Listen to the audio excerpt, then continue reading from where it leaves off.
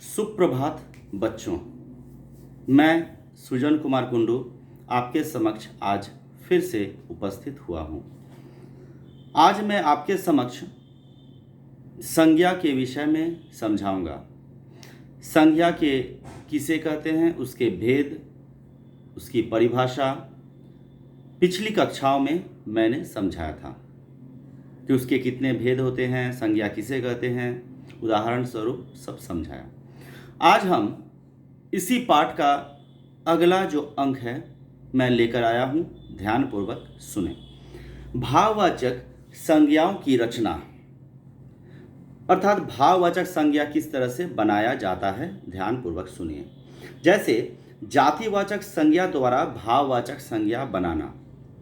उदाहरण के लिए दास, दास से दासता, कारीगर से कारीगरी, सज्जन से सज्जनता, लड़का से लड़कपन इत्यादि। इसके बाद है सर्वनाम द्वारा भाववाचक संज्ञा बनाना। जैसे निज से निजता या निजत्व, अहं से अहंकार इत्यादि। इसके बाद है विशेषण द्वारा भाववाचक संज्ञा बनाना। जैसे चतुर से चतुराई, सफ़ेद से सफ़ेदी, मीठा से मिठास, कठोर से कठोरता इत्यादि। इसके बाद है क्रिया द्वारा भाववाचक संज्ञा बनाना। जैसे जीतना से जीत, काटना से कटाई, पुकारना से पुकार, पीसना से पिसाई, पढ़ना से पढ़ाई, लिखना से लिखावट या लेख, धोना से धुलाई इत्यादि। अब पाठ के जो प्रश्न उत्तर है उसकी चर्चा करेंगे, ध्यानपूर्वक सुने। समझ की परख में क में देखिए, पहला प्रश्न है संज्ञा किसे कहते हैं, इसके कितने भेद हैं। दो उदाहरण, ये मैंने पहले भी समझाया था, आज पुनः समझा रहा हूं, ध्यान से सुनिएगा। जिन शब्दों से किसी व्यक्ति, वस्तु, स्थान, भाव इत्यादि के नाम का बोध होता है उसे संज्ञा कहते हैं। इसके कितने भेद होते हैं ना, इसके 5 भेद होते हैं। ठीक है, कौन कौन से? व्यक्तिवाचक संज्ञा, जातिवाचक संज्ञा, भाववाचक संज्ञा, समुदायवाचक संज्ञा और द्रव्यवाचक संज्ञा। ठीक है जी। इसके बाद दूसरा प्रश्न है द्रव्यवाचक संज्ञा के 5 उदाहरण देकर स्पष्ट कीजिए। अर्थात द्रव्यवाचक संज्ञा किसे कहते हैं, ये चीज यहां स्पष्ट करना है। सबसे पहले द्रव्यवाचक का परिभाषा लिखना है। जैसे जिस संज्ञा शब्द से किसी द्रव, पदार्थ या धातु का बोध होता है उसे द्रव्यवाचक संज्ञा कहते हैं। जैसे बिल्ली ने सारा दूध पी लिया, यहाँ दूध जो है यह द्रव्यवाचक संज्ञा हो गया। ठीक है, ऐसे ही 5 उदाहरण देना है, मैं PDF फाइल में दिया हूँ, ध्यानपूर्वक देख लीजिएगा। इसके बाद है भाववाचक संज्ञा किसे कहते हैं। तो भाववाचक संज्ञा किसे कहते हैं ये आपको लिखना है। जैसे जिस संज्ञा शब्द से किसी गुण, दशा, धर्म, दशा, व्यापार इत्यादि का बोध होता है उसे भाववाचक संज्ञा कहते हैं। और इसका जो उदाहरण ये भी दे देना, सुंदरता, थकावट, मिठास, बचपन, वीरता इत्यादि। इसके बाद है व्यक्तिवाचक संज्ञा और जातिवाचक संज्ञा में अंतर क्या है। अंतर जहां होगा वहां दोनों का परिभाषा और उदाहरण लिखना होगा।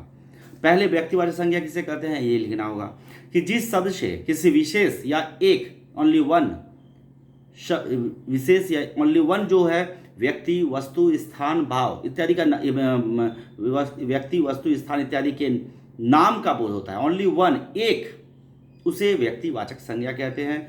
जैसे गंगा, रूस, किसी भी आपके अपना नाम जो है, ठीक है, किसी एक का जहां बोध हो उसे व्यक्तिवाचक संज्ञा कहते हैं। इसके बाद है जातिवाचक संज्ञा किसे कहते हैं। तो जातिवाचक संज्ञा का वहां परिभाषा देखना पड़ेगा कि जिस संज्ञा शब्द से किसी जाति के सभी व्यक्तियों, वस्तुओं, पदार्थों या स्थानों के नामों का बोध होता है उसे जातिवाचक संज्ञा कहते हैं। जैसे घर हुआ, नाग हुआ, पर्वत हुआ, शिक्षक हुआ, पुस्तक हुआ इत्यादि। अगला प्रश्न है ख में भाववाचक संज्ञा बनाना है। बच्चा से बचपन, सज्जन से सज्जनता, गर्मी से गर्माहट, हरा से हरियाली, मोटा से मोटापा, मित्र से मित्रता, बूढ़ा से बुढ़ापा, अपना से अपनत्व, बुरा से बुराई इत्यादि। गौ में देखिए निम्नलिखित संज्ञाओं में से व्यक्तिवाचक संज्ञा रेखांकित करना है। जैसे जो उत्तर है मैं उसी को बोल रहा हूँ, ध्यान से सुनिएगा। हरिद्वार, हिमालय, जापान, ताजमहल, कुतुब मीनार। ठीक है। घ में देखिए निम्नलिखित संज्ञाओं में से जातिवाचक संज्ञा पर गोल लगाना है। उत्तर है आदमी, देवता, घोड़ा, हिरण, अध्यापक, घड़ी। ठीक है। अब अंग में देखिए फिल इन द ब्लैंक्स है, खाली स्थान भरना है। जिस संज्ञा शब्द से किसी गुण, दशा, माप, अवस्था या भाव का पता चलता है या बोध होता है उसे भाववाचक संज्ञा कहते हैं। दूसरा है गुरु का भाववाचक संज्ञा गुरुत्व या गुरुता। समूह का बोध कराने वाले संज्ञा शब्द को समुदायवाचक संज्ञा कहते हैं। जिस संज्ञा से किसी द्रव पदार्थ या धातु का बोध होता है उसे द्रव्यवाचक संज्ञा कहते हैं। किसी व्यक्ति, वस्तु, स्थान या भाव के नाम को संज्ञा कहते हैं। ठीक है। अब देखिए चौ में कॉलम क और ख है, दोनों मिलाना है। जैसे कटुता भाववाचक संज्ञा, बगीचा जातिवाचक संज्ञा, कक्षा समुदायवाचक संज्ञा, दूध द्रव्यवाचक संज्ञा, चंद्रगुप्त यह है व्यक्तिवाचक संज्ञा। ठीक है।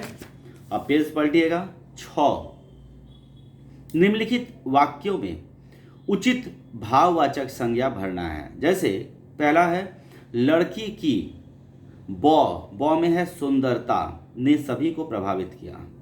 दूसरा है सभी नेता का, दंतस्व चुनाव राष्ट्र को उन्नति की तरफ ले जाता है। तीसरा है मानव का सबसे बड़ा शत्रु, दंतस्व आलस्य है। चौथा है वाणी की, मधुरता शत्रु का भी दिल जीत लेती है। पांचवा है मनुष्यता सबसे बड़ा धर्म है। अब देखिए जौ में जो सही है उस पर टिक लगाना है। कार्निवाल के मैदान में, यहाँ देखिए नीचे एक दाग दिया हुआ है, उसमें मेला लिखा हुआ है, मेला अंडरलाइन किया हुआ है, लगा हुआ था। रेखांकित में संज्ञा भेद क्या है ना, दंतस्थ समुदायवाचक। दूसरा है चांदी संज्ञा के किस भेद से संबंधित है। इसका सही उत्तर है द्रव्यवाचक संज्ञा। तीसरा है व्यक्तिवाचक संज्ञा का उदाहरण कौन सा है, ताजमहल। चौथा है जामुन के पेड़ पर काले काले जामुन लगे हुए हैं। रेखांकित के संज्ञा भेद है जातिवाचक संज्ञा। तो आपका जो संज्ञा है यह कंप्लीट हो गया है। अच्छी तरह से परिभाषा, भेद, उदाहरण, प्रश्न उत्तर ध्यानपूर्वक देखिएगा और अपने कॉपी में लिखिएगा। प्रैक्टिस सबसे बड़ी चीज़ है, प्रैक्टिस करिएगा। ठीक है। और एक बात है, स्पेलिंग मिस्टेक नहीं होना चाहिए, अक्षर की ओर पूर्ण रूप से ध्यान दीजिएगा। ठीक है। और अपने कॉपी में फेयर करके लिख दीजिएगा। ओके, धन्यवाद इति।